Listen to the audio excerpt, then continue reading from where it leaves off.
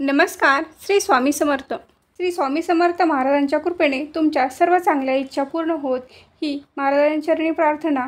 मी आज तुम्हाला घराचे मुख्य प्रवेशद्वार कसे असावे याविषयी माहिती सांगणार आहे.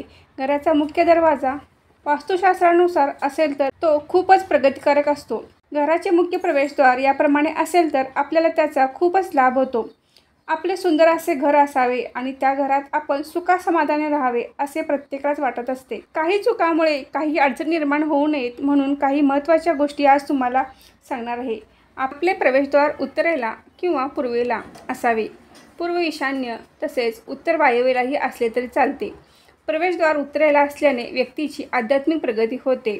उत्तर दिशा ही कुबेराचे स्थान मानले जाते, त्यामुळे आर्थिक सुबत्ताही चांगली असते. आपले प्रवेशद्वार जर पूर्व दिशेला असेल तर चैतन्य, आत्मविश्वास, प्रसन्नता लाभते. मुख्य दरवाजा जर पश्चिमेला असेल तर प्रगतिकारक असते, परंतु थोड्या प्रमाणात उदासीनता जाणवते. मुख्य प्रवेशद्वार हे दक्षिणेला असेल तर घरातील मुख्य व्यक्तीला खूपच त्रासदायक असते. मुख्य प्रवेशद्वाराची चौकट ही लाकडी असावी.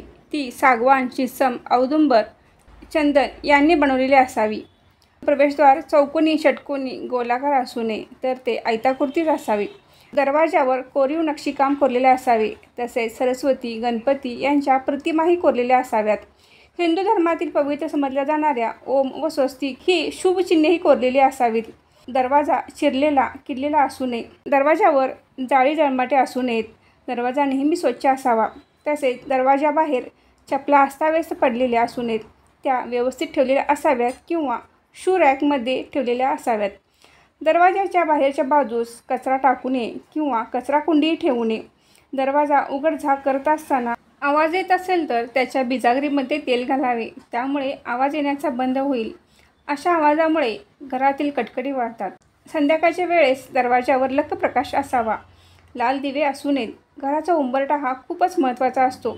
बऱ्याच वेळेला आपल्याला असे ऐकायला मिळते की काही गोष्टी या उंबरठ्याच्या आत तर काही गोष्टी या उंबरठ्याच्या बाहेर असतात असे म्हटले जाते. कारण मुख्य प्रवेशद्वाराचा उंबरठा हा एक मर्यादा पाळून असतो. म्हणतात की दहलीज एक मर्यादा. उंबरठ्यासाठी एक महत्त्वाचा उपाय आपण करू शकतो.